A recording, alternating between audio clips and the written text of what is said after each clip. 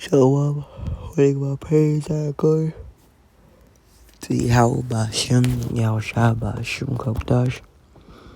When you live on, stay positive, and others to GMS. Shalom to the accuracy, truth, and sincerity.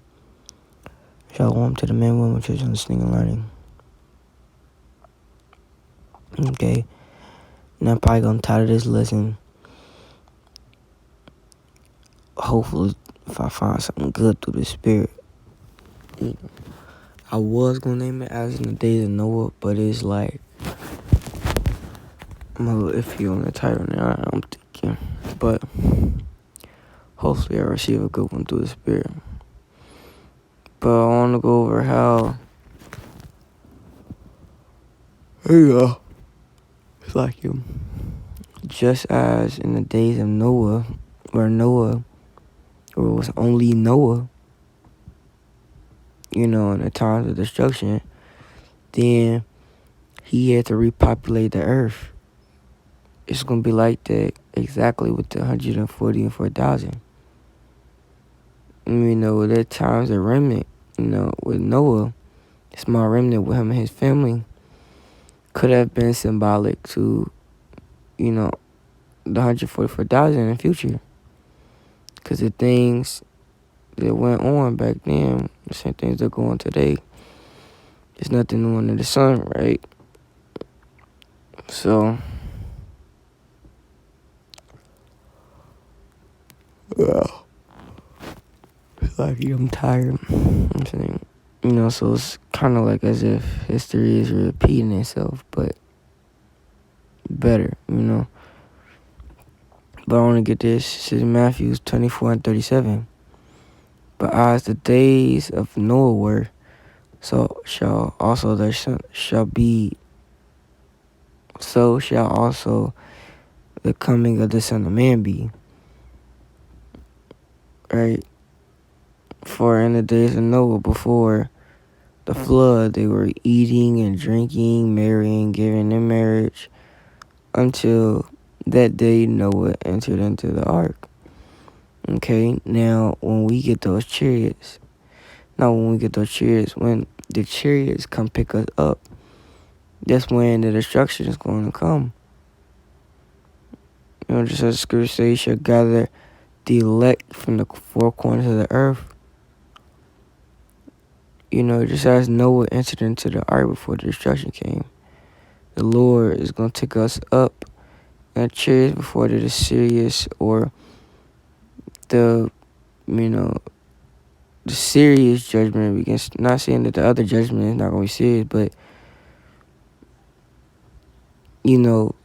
that judgment is the judgment finale, like stuff that you can't survive, like the flood. You was not surviving those flood and these nuclear missiles. Ain't nobody surviving these nuclear missiles except those that are going to be saved. And knew not until the flood came and took them all away. So shall also the coming of the Son of Man be. Then shall be in the field, one shall be taken and the other left. 2 women shall be grinding the mill, the one shall be taken and the other left. Right? So you also have your 1/3 and your 2/3. 2/3 gonna be left, 1/3 is gonna be saved, right? And it also says, and knew not until the flood came. And this is exactly what it's gonna be like within these times of destruction. Okay? This is 1 Thessalonians 5 and 3. For when they start saying peace and safety, then sudden destruction shall come upon them, as travail upon a woman with child, and they shall not escape. Right? Because they were marrying and giving into marriage. They were eating. They was enjoying their time. So they were saying peace and safety. Then when the destruction came, it was sudden, right? Until Noah entered into the ark. Then that's when the judgment began. The real judgment began. The serious judgment began, That's what's going to be like once we enter into those, those chariots, right? So, what was I say?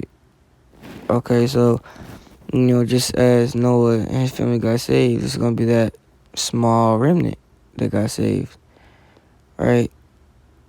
I'm going to read Revelation 14:1.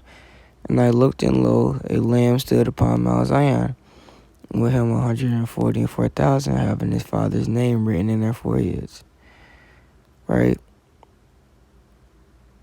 So us doing this work is us being spiritually sealed. Not sealed yet, of course, because the scripture says, then shall it be known who my chosen.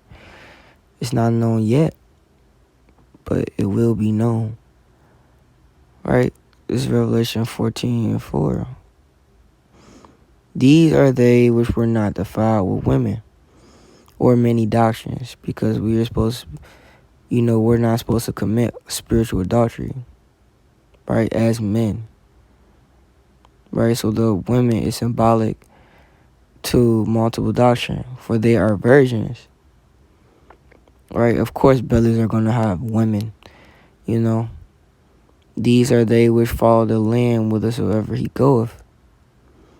These are redeemed from among men, right? So these were saved amongst men, being the first fruits unto the Most High and unto the Lamb. Okay? So these, was a small remnant, just as in the times of Noah, who eventually has to repopulate, okay? And all of this is going to be men. Only 144,000 is going to be amongst men. Okay, and it talks about that in Revelation 21 and 3. I heard a great voice out of heaven saying, behold, the tabernacle of the Most High is with men. And he will dwell with them, and they shall be his people. And the Most High himself shall be with them and be their power, right? Or be their God, okay? And exactly what it's going to be like, okay? And that 144,000 is the remnant of men. Then there's also going to be a multitude saved to help repopulate the earth, women and children, right? Because if you read the story, Noah had his wife, and he had his son. I think he had two sons. Correct me if I'm wrong, but I think he had two sons, and they had their wives, and they had to repopulate the whole earth, right?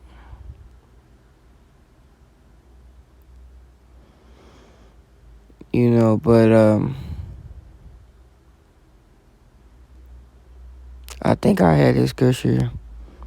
I think I was gonna go into a small breakdown of how the 144,000 is a tabernacle of the Most High. Where is it at? Okay. And I heard a great voice out of heaven saying, behold, the tabernacle of the Most High is with men. Okay. And that tabernacle goes into this. This is Ephesians 2:19 to 22. Now therefore ye are no more strangers and foreigners, but fellow citizens with the saints of the Most High and the household of the Most High, and are built upon the foundation of apostles and prophets, Yahushua Mashiach himself being the chief cornerstone, in whom all the building fitly framed together groweth unto a holy temple in the Lord, in whom ye also are builded together for a habitation of the Most High through the Spirit. Okay, that's what that tabernacle goes to. I guess that was just more proof that tabernacle, the Most High is with men. Breaking down the tabernacle, and that it goes into men, apostles and prophets, right? But that's really the point of this lesson. You know how, in a sense, history repeats itself. How back then in the times of Noah, it's gonna be like in these times, but more revealing. You know, we're gonna see a lot more stuff that we wouldn't see back then within those times. You know, chariots shooting lasers, the chariots taking up multiple people. You know, the upcoming destruction, earthquakes, lions, animals, spirits of vengeance, upon these people as well as the animals. Famine. A lot of those things happened back then, but not in this case. It's not going to be as bad as Jacob's trouble. Right? Just like the famine, the drought of Joseph. That was bad. That was really bad. Wiped out the whole land. They had to come all the way to Egypt to get rice. And that's going to be worse than that within these times, right? But that's all for this lesson. So shalom to the hopefully elect and until the next.